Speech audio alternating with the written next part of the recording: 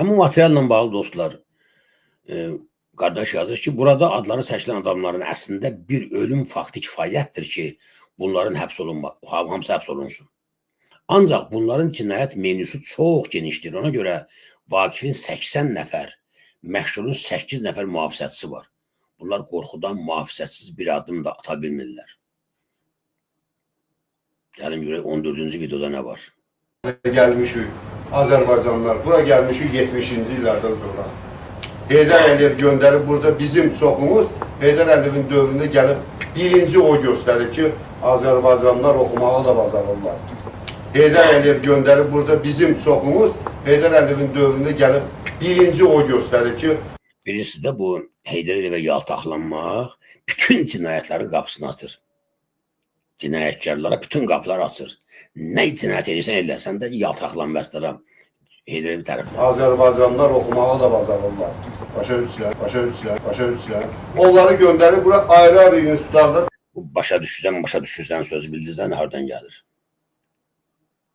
Bunlar hamısı o cinayətkar razboxalarda adamı qoyula qabağını psixoloji təzyiq eləmək üçün, başa düşsən deyə gözlərinə loturuq eləyirlər.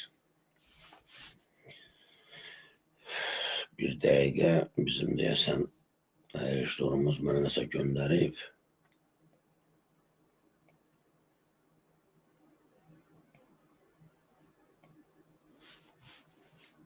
Bu nə deyək? Təhsil almış. Наш друг чеченский друг, да, вот наш друг чеченский друг, да, вот наш друг чеченский друг, да, вот. Başa düşürlər. Bu Rusiyada güya akademik olan bu adam dost elə mənə kim danışır Rus dilində. Necə ki, mən qolun qabraqsız sındırsın danışır. Mən Rus dili, mənim ana dilim deyil ki, mən o dillə danışmamla fəxr eləyəm. Fikrimi çatdıra biləm, mənə kifayət eləyir. Bu bədbaxt ki, orada oxuyubdur, akademikdir, əbəm nə zibildir. Bu adam elə mənim fikrimi danışır. Prezident də dedi, mən fəxr eləyirəm, patriotlarla fəxr eləyirəm ki, mənim millətim qalxıb büyün ayağa. Bizim yanımızdadır. Ali Başkomandan deyir ona. Başa düşdü. Biz vətəni siz qədər istəyirik. Biz istəmirik ki, bizim millətə burada, artıq biz artmışıq burada.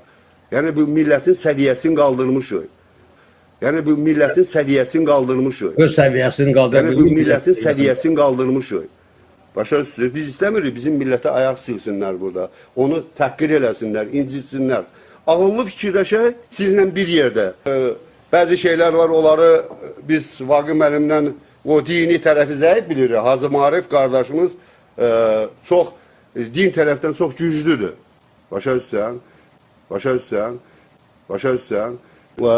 Mayor Novruzov, hansı rəhmətə gedib, həlak olub orada.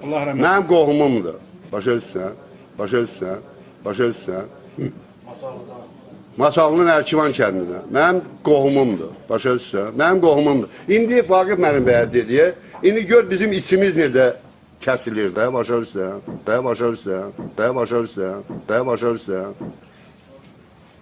Qohumudur da ki, buradan bura ki, qohumudur. Yasa da gedə bilmirəm.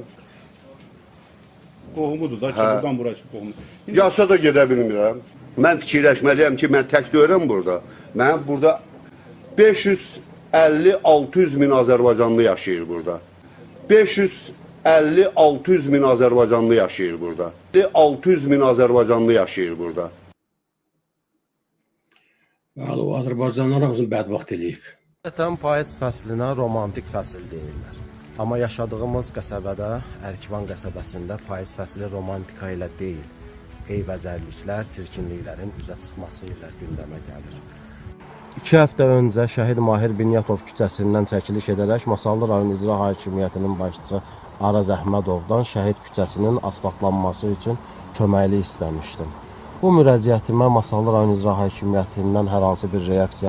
Sağ olsun, bu cavan oğlan da vaxtında öz yaşadığı yerin problemlərini gündəmə gətirməklə onların həllinə çalışır. Xoş niyyətlidir, tanımır da adamlar yaxşı. Olmasa da şərq bölməsində digər Ərkivanda olan şəhid küçələrində bərbad olunması ilə bağlı məlumatlar gəldi.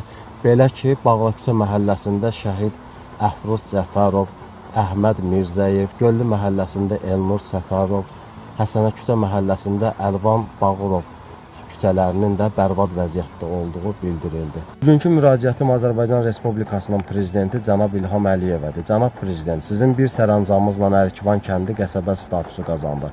Bu gün həmin qəsəbənin sakinləri adından sizdən xahiş edirik. Bir sərəncam, bir tapşırıq da verin ki, Ərkivan küçələri asfaltlansın. Xüsusən də şəhid adını daşıyan küçələrimizin asfalt olunmasını istəyirik. Qoy qəsəbəmiz qəsəbə kimi görsənsın, daha Ucqar Dağ kəndi kimi yox. Güzel.